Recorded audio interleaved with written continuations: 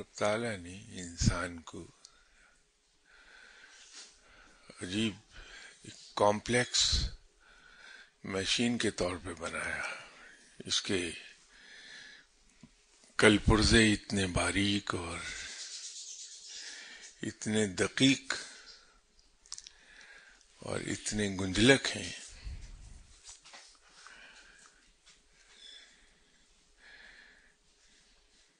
کہ انسان اپنے آپ کو جتنا جی چاہے ٹرین کر لے، کسی بھی ڈگری تک ٹرین کر لے،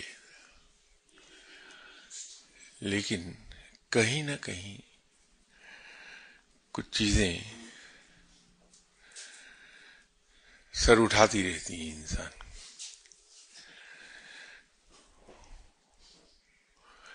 روحانیت میں ایک ٹرم یوز ہوتی ہے انقباض.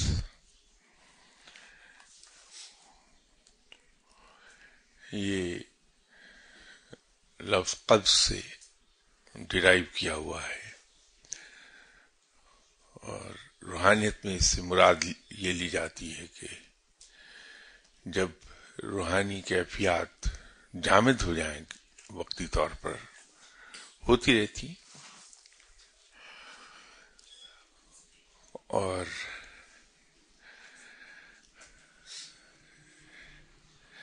خیال، القا، رویا، الہام، کشف،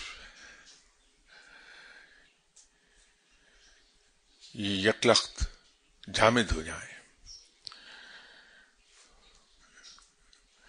علمی نقطے ذہن میں آنا بند ہو جائیں، تو اس کیفیت کو انقباض کہتے ہیں. لیکن یہ انقباض انسان کی عام زندگی میں، روزمرہ کے روٹین میں بھی کہیں نہ کہیں اس سے واسطہ پڑ جاتا ہے کہ انسان بعض اوقات ایسی ذہنی کیفیت میں چلا جاتا ہے جہاں وہ کوئی ذہنی ورزش کرنا نہیں چاہتا، اگرچہ یہ کیفیت بہت کم ہوتی ہے. اس کے بارے میں مولانا روم نے فرمایا تھا کہ درویش کے اندر آب حیات بہتا ہے، درویش پر اضطرار کی کیفیت وقتی طور پہ آتی ہے، اضطرار کی کیفیت، لیکن بہت وقتی ہوتی، momentary. With in few moments وہ دوبارہ سے اسی اپنے کیفیت میں چلا جاتا ہے، اطمینان اور سرخوشی.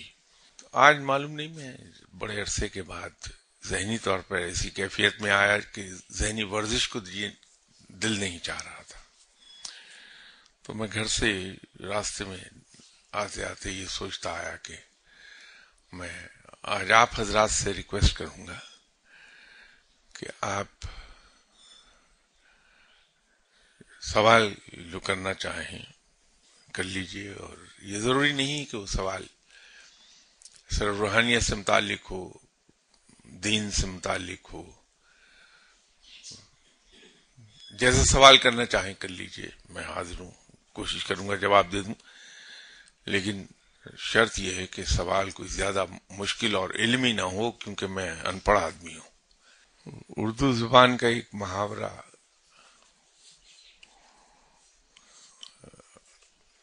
سنا ہوگا کہ موسیٰ ڈرا موت سے، موت سامنے کھڑی. میں جتنا اس بات سے گھبراتا ہوں کہ ہم اپنے دنیاوی مسائل اور دنیاوی مشکلات کو بجائے تسبیحات سے اور وظائف سے حل کرنے کے اس طریقے سے حل کریں جس طریقے سے انسان رب تعالیٰ ایک مسلمان اور مومن سے توقع رکھتا ہے. رب تعالیٰ تو مسلمان اور مومن سے اس بات کی توقع رکھتا ہے کہ وہ ہر وقت مجاہدوں کی طرح کمر کس کے رکھے گا اپنے عملی جد و جہد کے لیے. تو اکثر بیشتر اخبار میں پڑھنے میں آتا ہے، ٹی وی پر بھی سننے میں آتا ہے، جو ہمارے لیڈر حضرات ہیں وہ ایک جملہ بکثرت استعمال کرتے ہیں کہ ہم ایک نئی تاریخ رقم کر رہے ہیں اور یہ فیصلہ تاریخی ہے. تو نئی تاریخ تو رقم ہوتی بھی دکھائی دیتی ہے آپ کو بھی مجھے بھی، کہ رب کہتا ہے کہ ہر انسان کو وہی کچھ ملتا ہے جس کے لیے وہ کوشش کرتا ہے. ہم کہتے ہیں ہر انسان کو وہی کچھ ملتا ہے جس کے لیے وظیفہ کرتا ہے. پوری دنیا میں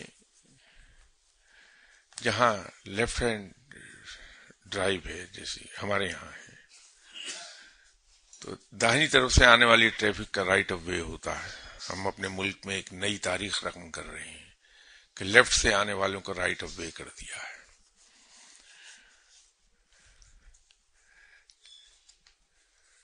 ہمارے یہاں ایک ادارہ ہے ٹیپا، یہ ٹریفک انجینئرنگ سے اس کا تعلق ہے.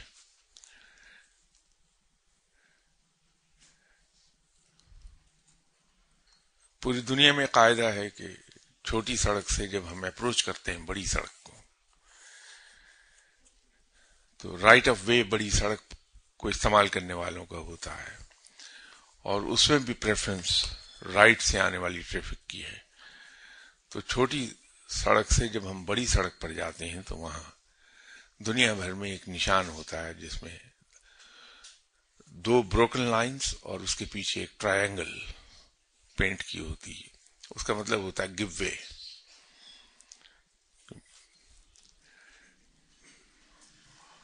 ہم نے اسپیڈ بریکرز مین روڈ پہ بنائے، چھوٹی سڑک والوں کو رائٹ آف وے دے دیا.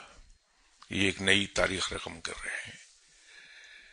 تو ایسے ہی یہ جو ہے، آج پھر کسی صاحب نے پوچھا، اور یہ بارہا یہ سوال پہلے بھی کیا جا چکا، کہ بسم اللہ شریف کا تفصیل سے ذکر کیا ہے مگر اس کا ورد کرنے کا طریقہ اس میں نہیں، یہ بتا دیں.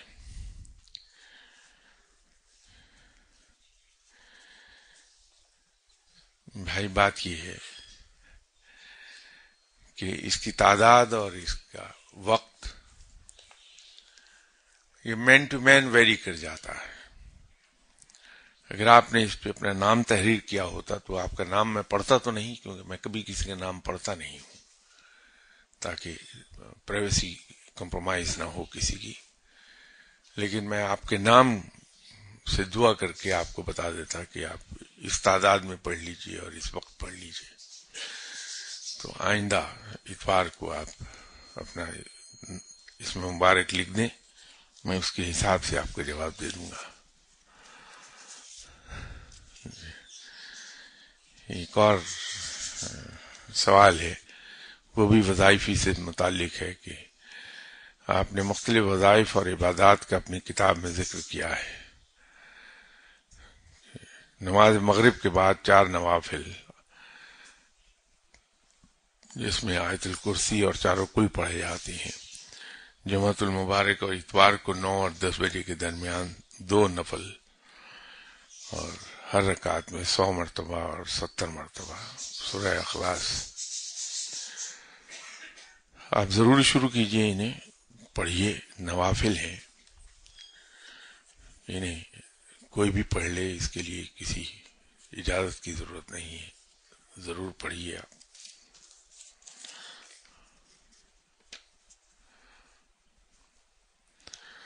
یہ کسی صاحب نے یہ فرمایا کہ آپ نے کہا کہ ایک ہاتھ میں دین اور دوسرے ہاتھ میں دنیا کو لے کر چلنا چاہیے. جب انسان ایسا کرتا ہے تو اسے بہت سی ایسی رکاوٹیں آتی ہیں، کچھ تو خواہشات وغیرہ. کیا جانے کہ دین اور دنیا کے معاملات میں ہم کمزور نہ ہوں، مضبوط ہوتے جائیں. کچھ اس کو بھی تفصیل سے بیان کر دیں. ایک چیز یاد رکھیے کہ، اور آپ کا تجربہ ہے، کہ دنیا میں جس چیز کا انعام جتنا بڑا ہے اس کے لیے اتنی ہی محنت زیادہ کرنا پڑتی ہے، اتنی جد و جہد زیادہ ہے۔ اگر ہم رب کے پسندیدہ بندوں میں شامل ہونا چاہتے ہیں تو اس کے لیے اتنی ہی زیادہ محنت اور اتنی ہی قربانی کرنا پڑتی ہے، نفسانی خواہشات کی، نفس کی مخالفت اتنی ہی زیادہ کرنی پڑے گی۔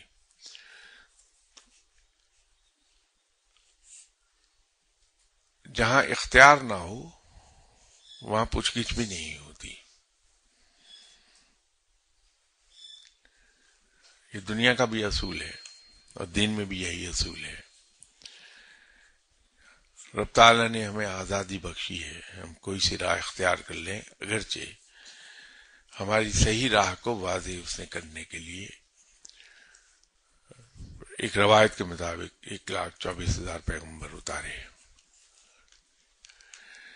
تو اگر ہم سیدھی راہ چلیں گے تو اس کا انعام بہت بڑا ہے۔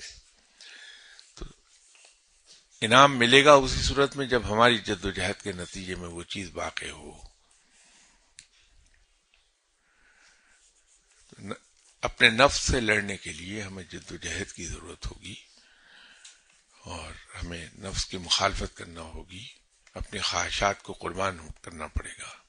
انسان مضبوط ہو جائے اور کمزور نہ رہے، اس کا تو ایک ہی حل میرے ذہن میں ہے کہ انسان بھرپور کوشش کرے اور رب تعالیٰ سے توفیق مانگتا رہے اور ان کوششوں کی قبولیت کی دعا کرتا رہے۔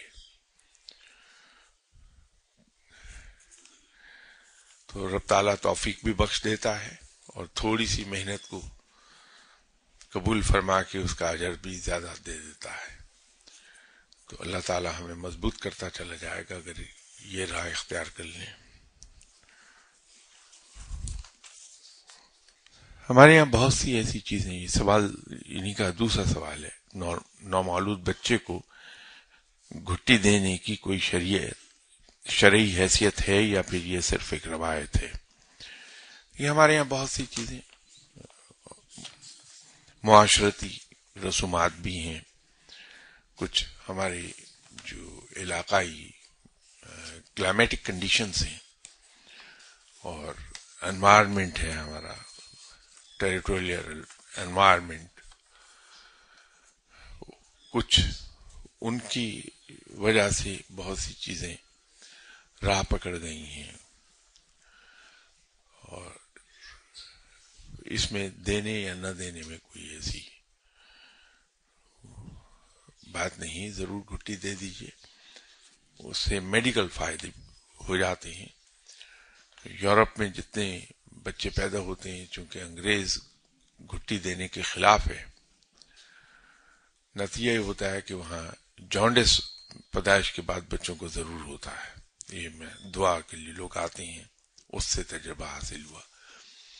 لیکن جن بچوں کو گھٹی دے دی جاتی ہے، یہ جڑی بوٹیوں سے بناتے ہیں، اس میں شہد بھی ہوتا ہے، تو ان کے پیٹ کی صفائی ہو جاتی ہے، آلائشیں نکل جاتی ہیں، اس سے جانڈس نہیں ہوتا۔ ایک سوال لکھا کہ نمبر 1 سوال ان کا یہ ہے کہ نیند کے لیکچر کے دوران نیند کا غلبہ ہوتا ہے۔ اس میں اپنے آپ کو آپ مورد الزام نہ ٹھہرائیے، آپ کا اس میں قصور نہیں ہے۔ وہ لیکچر ہوتا ہی اتنا بور ہے کہ انسان کو نیند آنے لگے، تو اس لیے بے فکر رہیے۔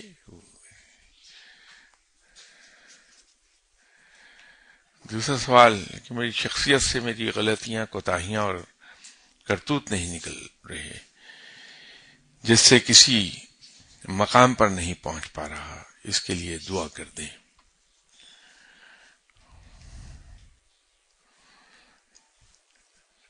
جب کوئی دعا کے لیے کہہ دے تو انسان پر فرض ہو گیا کہ اس کے لیے دعا کرے۔ اگر دعا نہیں کرتا تو اللہ کے نزدیک وہ بخیل کہلاتا ہے۔ تو میں آپ کے لیے دعا ضرور کر دوں گا، لیکن اس ضمن میں ایک عرض ضرور ہے کہ آپ کی کوتاہیوں کے لیے تو میں دعا کر دوں گا تو حضور میری کوتاہیاں اور میری خطائیں ان کو میرے اندر سے نکالنے کے لیے دعا کون کرے گا؟ اس کا ایک آسان ترین حل ہے، اگر مغرب اور عشاء کے درمیان آپ سورہ اخلاص کا ورد کرتے رہیں دل میں،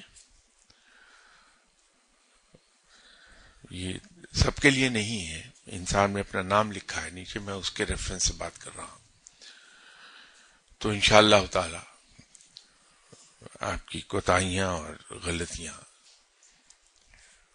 خامیاں ایک ایک کر کے دور ہونے لگیں گی انشاءاللہ تعالی۔ یہ اس کا تو جواب میں دے چکا تھا۔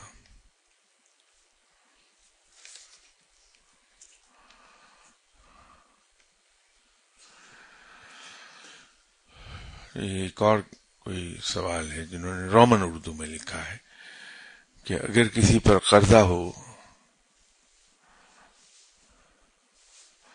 تو اس سے کیسے نکلا جائے، اور ایسا قرضہ جو اس نے نہ لیا ہو۔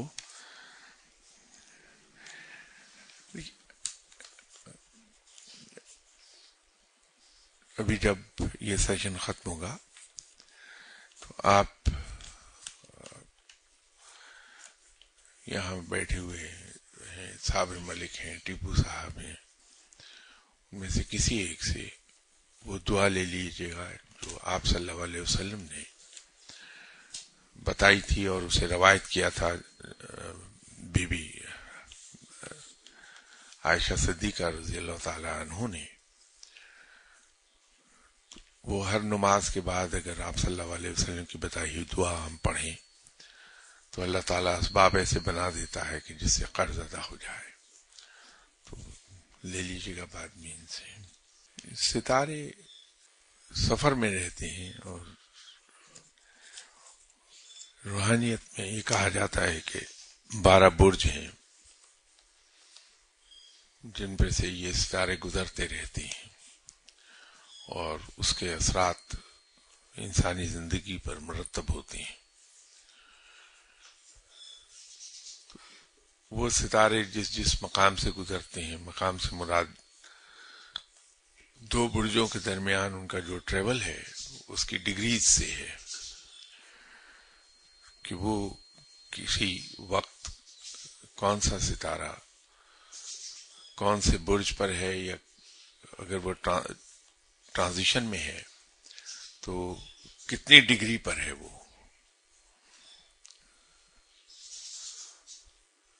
ان مقامات کا علم صرف انہی لوگوں کو ہو پاتا ہے جو علم فلکیات سے جن کا کوئی دلچسپی ہے، کوئی شغف ہے ان سے، تو اس علم کو ریفر کیا ہوا ہے۔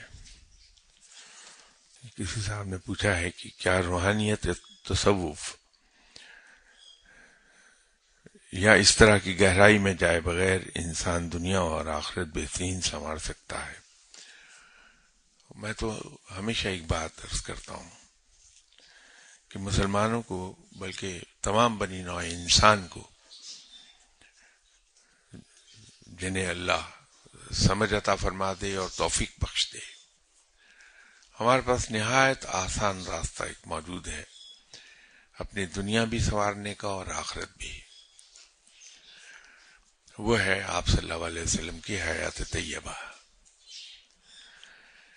کیونکہ ہم مسلمانوں کا تو ایمان ہے کہ آپ صلی اللہ علیہ وسلم کی حیات طیبہ، آپ کی عملی زندگی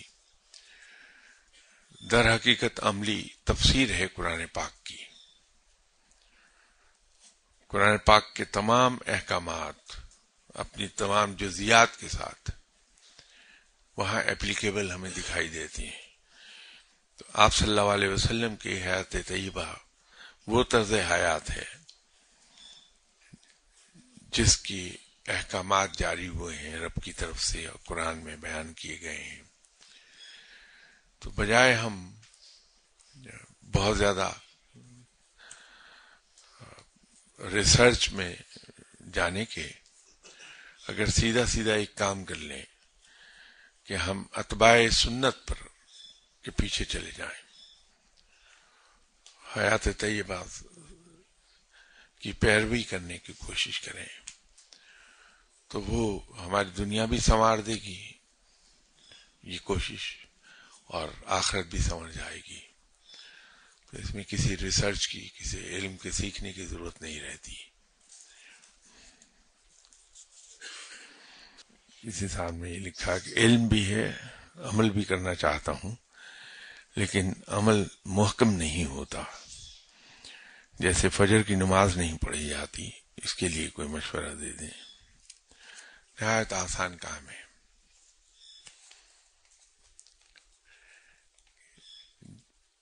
جہاں آپ کا بیڈ ہے جس پر آپ سوتے ہیں، اس کے اپوزٹ کارنر میں الارم لگا کے کلاک رکھ دیجئے، اپنا موبائل اس پر الارم ہے وہ رکھ دیجئے. تو جب الارم بولے گا اس سے آنکھ کھلے گی، اس کو بند کرنے کے لیے ہر حال میں بیڈ چھوڑنا پڑے گا. تو جب انسان ایک بار بیڈ چھوڑ دے تو پھر اٹھ جاتا ہے، پھر مسئلہ نہیں ہے. تو یہ کر لیجیے، بہت آسان ہے. قرآن پاک میں اطمینان قلب کے لیے اللہ کا ذکر بتایا گیا ہے. کیا ہم وظائف وغیرہ کیے بغیر بالکل عام انسانوں کی طرح باقاعدگی سے نماز، روزہ اور ارکان اسلام پر پابندی سے عمل کر کے اطمینان قلب حاصل کر سکتے ہیں، اور یہ اطمینان ہماری آخرت کے لیے بھی کار فرما ہو جائے گا؟ اگر ہم نے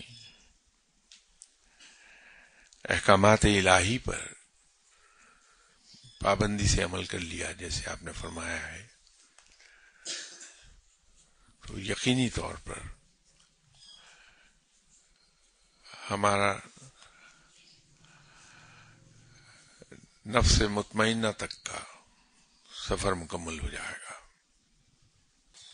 السلام علیکم جی. وعلیکم السلام. شاہ صاحب جی، کوشچن یہ کرنا چاہ رہا تھا کہ جی آج کل کے جس دور میں انسان کو مشکلات ہیں، مہنگائی کا عالم ہے اور بے روزگاری ہے اور بزنس جاب کی پریشانی ہے انسان کو، اور بھی اس میں انسان کو کیا کرنا چاہیے کہ سارے معاملات بھی ٹھیک ہوں اور کچھ یہ مسئلے مسائل بھی حل ہو جائیں، اور کچھ اگر کوئی آپ سمجھتے ہیں کوئی چھوٹا سا ورد ہو یا کوئی دعا ہو تو وہ بھی ذرا مختصر سا یا اس میں وضاحت، مہنگائی یہ جاب اور بزنس کے خاص طور پہ حوالے سے. یہ مشکلات تو ہر دور میں رہی ہیں، بلکہ ہمیں تو پھر بہت سہولتیں حاصل ہیں. آپ اسلام کے ابتدائی زمانے میں دیکھیں گے تو یہ مشکلات کہیں زیادہ تھیں. جو اور مالی لحاظ کی کمی اس زمانے میں تھی مسلمانوں کو، آج اس کا شاید 1000واں حصہ بھی نہیں ہے. تو ایک سیدھا سا معاملہ ہے کہ دیانت، سچائی اگر اس کو ہم اختیار کر لیں تو خواہ وہ ملازمت ہو یا بزنس، رب تعالیٰ کامیابی ضرور عطا فرماتا ہے. اور اس کے ساتھ ہم جو عبادات کے بارے میں احکامات ہیں ان کی پیروی ہم کر لیں.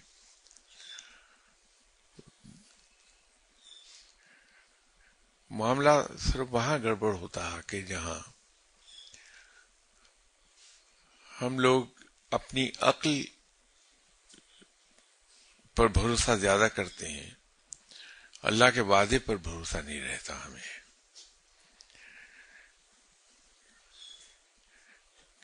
مسلمان سے توقع یہ ہے کہ وہ ذخیرہ اندوزی نہیں کرے گا، ناجائز منافع نہیں کمائے گا،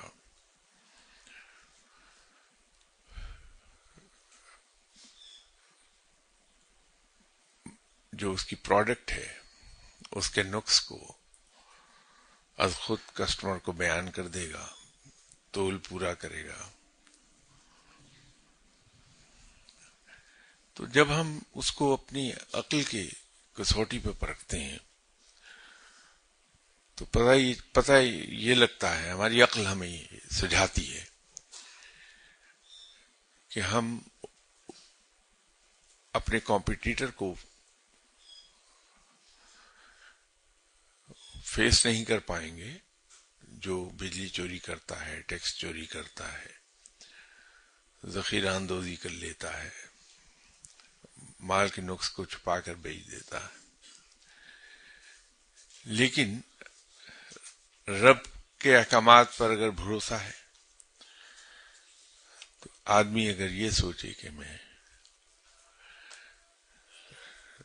رب کی بات مانوں گا، بھلے بزنس میں نقصان ہو یا پروفٹ، تو تجربہ تو یہ ہوا کہ کچھ عرصے کے بعد ایسے انسان کی کمائی میں برکت بے پناہ ہوتی ہے بنسبت دوسرے لوگوں کے.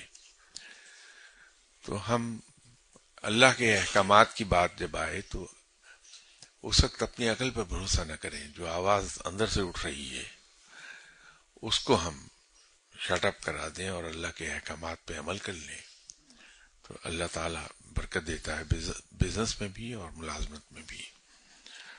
یہ سوال ہے کہ اللہ تعالیٰ پر یقین کیسے پختہ کیا جائے. ہمیں معلوم ہے کہ سب کچھ اسی کے حکم سے ہوتا ہے، لیکن پھر بے اطمینانی سی کیوں آ جاتی ہے کسی کام کے ہونے میں؟ وضاحت کیجیے. الحمدللہ ہم سب کا رب پر یقین تو پختہ ہے،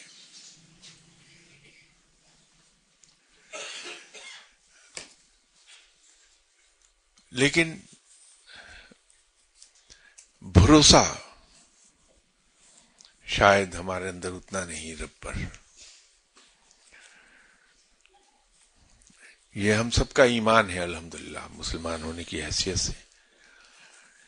ہر کام اپنے وقت مقررہ پر ہوتا ہے.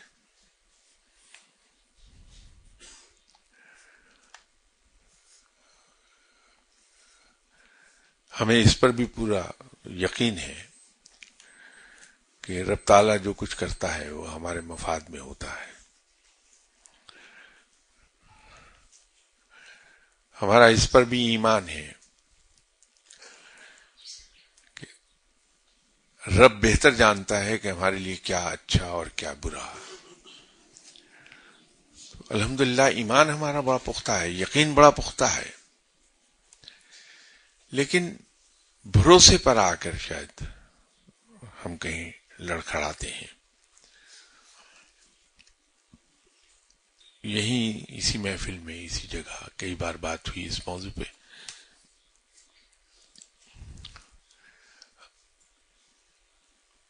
ہمیں اس پر تو یقین ہے کہ یہ فلاں خاتون ہماری والدہ ہیں، پورا یقین ہے. اب اس یقین کے بعد بھروسہ شروع ہو جاتا ہے. ہم میں سے کسی آدمی کے ذہن میں کبھی ہلکا سا بھی یہ شبہ نہیں گزرا کہ ہماری والدہ ہمیں کھانا نہیں دیں گی، ہم جب گھر جائیں گے تو ہمارے لیے بیڈ ارینج نہیں کیا ہوا ہوگا والدہ نے، یا ہماری والدہ ہمیں کسی بھی طور لک آفٹر نہیں کریں گی. کبھی یہ شک نہیں آتا. کبھی ہم میں سے کوئی آدمی کبھی کسی پڑوسی کے گھر نہیں گیا کہ میں اپنے گھر جا رہا ہوں، ذرا میرے جانے سے پہلے میری والدہ سے سفارش کر دیجئے کہ مجھے کھانا دے دیں. وہ ہمیں بڑا بغیر کہے یہ معلوم ہوتا ہے کہ میں گھر جاؤں گا میری والدہ مجھے کھانا گرم دیں گی، خواب رات کا کوئی سا پہر کیوں نہیں. تو وہ یقین ہے کہ یہ فلاں خاتون میری والدہ ہے، وہ یقین کے زمرے میں آئے گی بات. یہ بھروسہ ہے کہ ہماری والدہ ہمیں لک آفٹر کریں گی. تو رب کے بارے میں بھروسے میں ہم پٹ جاتے ہیں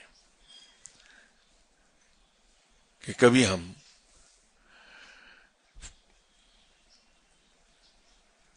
یہ چیز گارنٹیڈ نہیں لیتے کہ رب موجود ہے، وہ کرے گا. اور دوسری چیز یہ ہے کہ اگر ہمیں ایک بات کلیئر ہو جائے، جس انسان کو بھی ایک بات کلیئر ہو گئی، اس کے مسائل حل ہو گئے کہ میرے ذمے کیا ڈیوٹی ہے، اور اس کے بعد پھر سب رب کا کام ہے. وہ جو لائن ہے وہ جب سمجھ میں آ جائے پھر مسائل حل ہونے لگتے ہیں. کہ اگر مجھے کسی طرح سے یہ سمجھ آ جائے کہ میری ڈیوٹی صرف اتنی ہے کہ میں نے بھرپور کوشش کرنی ہے، محنت کرنی ہے، اور اس کے آگے پھر رب ہے، اس کا کام ہے کہ میری محنت کا بہترین اجر مجھے عطا فرما دے. اگر تو وہ اجر میری مرضی کے مطابق نکلا کامیابی، تو اللہ کا شکر ادا کر دوں، اور اگر میری توقعات کے برعکس اس کا نتیجہ نکلے، اس محنت کا، اس جدوجہد کا، تو فوری طور پہ میرا وہ ایمان مجھے ڈگمگانے نہ دے کہ میرا رب بہتر جانتا ہے کہ میرے لیے کیا اچھا اور کیا برا. رب جو کرتا ہے وہ میرے بہترین مفاد میں ہے. تو میں اس ناکامی کو بھی ہنستے ہوئے اسمائلنگ فیس اس کو ایکسپٹ کر لوں. تو رب تعالیٰ کسی اور جگہ کمپنسیٹ کر دیتا. رب ہماری محنت اپنے ذمہ ادھار نہیں رکھتا ہے، بلکہ اس کو کئی گنا، اس کا اجر کئی گنا بڑھا کر ہمیں عطا فرما دیتا ہے. کسی ایسی چیز کے لیے میں نے کوشش کر لی جو میرے لیے فائدہ مند نہیں ہے، تو رب میری محنت کا وہاں تو مجھے اجر نہیں دے رہا، لیکن کسی اور مقام پر بغیر محنت کیے مجھے کچھ مل جائے گا. یہ ہم سب اگر اپنی زندگی پہ نظر ڈالیں تو جہاں بہت سے ایسے واقعات ہمیں ملیں گے زندگی میں کہ ہم نے محنت کی لیکن کامیابی نہیں آئی، وہیں بہت سے معاملات ایسے ہمیں ملیں گے جہاں ہم نے کوئی ایفرٹ نہیں کی، از خود کامیابی ہمیں مل گئی. تو وہ بھروسے کی بات ہے رب پر.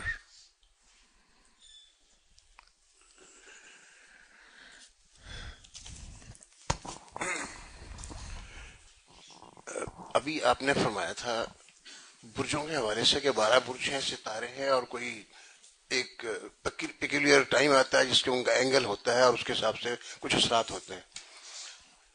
گویا اس کی تصدیق ہے کہ یہ حقیقت ہے.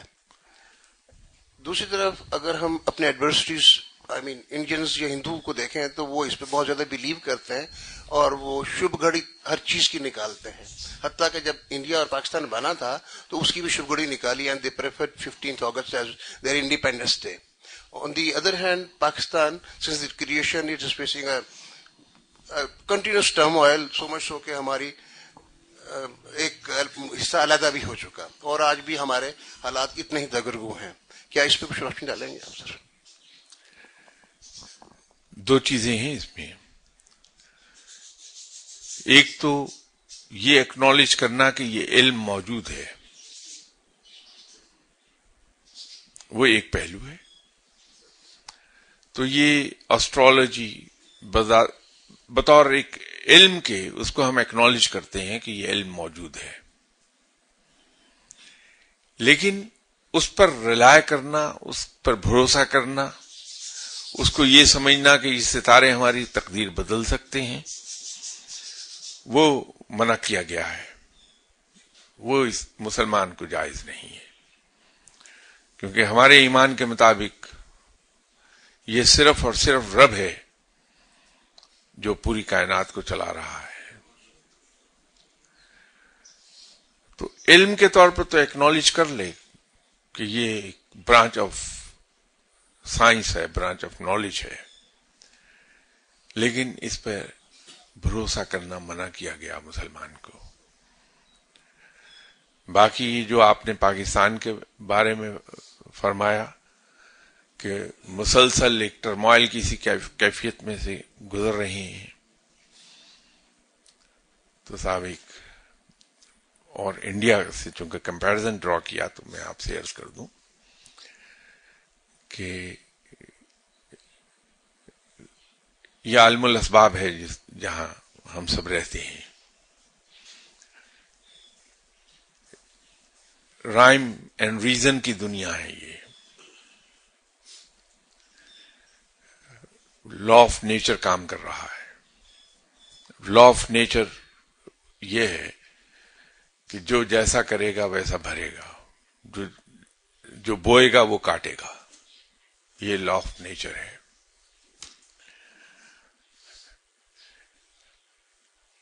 ہم بطور قوم کے اپنے رویے دیکھ لیں اور بطور قوم کے ہندو کے رویے دیکھ لیں. میں ان کے مذہب کی بات نہیں کر رہا, میں رویوں کی بات کر رہا ہوں. ان کے رویے ہمارے لیے کتنے ہی معاندانہ کیوں نہیں, کتنی ہی بغض, کینہ اور دشمنی لیے ہوئے کیوں نہ ہوں, لیکن جہاں ان کی اپنی بات آتی ہے ان کے رویے کچھ اور ہیں. آپ نے ایسٹ پاکستان کا فرمایا کہ وہ ہم سے علیحدہ ہو گیا, اب بنگلہ دیش ہے. اس کا ایک مثبت پہلو بھی ہے.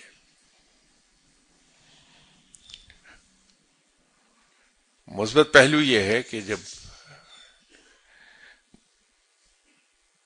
پاکستان دو حصوں پر مشتمل تھا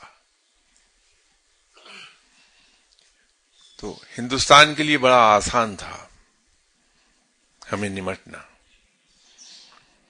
ہم ایسٹ پاکستان میں صرف ایک ڈویژن فوج رکھتے تھے, اس کے مقابلے پر انڈیا وہاں 5 ڈویژن رکھے ہوئے تھا اور معاملہ ٹھیک تھا. ایئر فورس کا ایک اسکواڈرن تھا, اس کے مقابلے پر اس کے 5 اسکواڈرنس تھے. آج وہ اپنی فوج کا ایک بہت بڑا حصہ ان سرحدوں پر لگانے پر مجبور ہے, ایئر فورس کا بھی, نیوی کا بھی. اس کا مطلب یہ ہے کہ رب تعالیٰ نے ایسا بندوبست کیا ہے کہ ہم پر سے پریشر کم کروا دیا ہے. تو آپ اس کا مثبت پہلو بھی دیکھیے کہ رب تعالیٰ نے شاید اس صورت میں ہماری مدد فرما دی.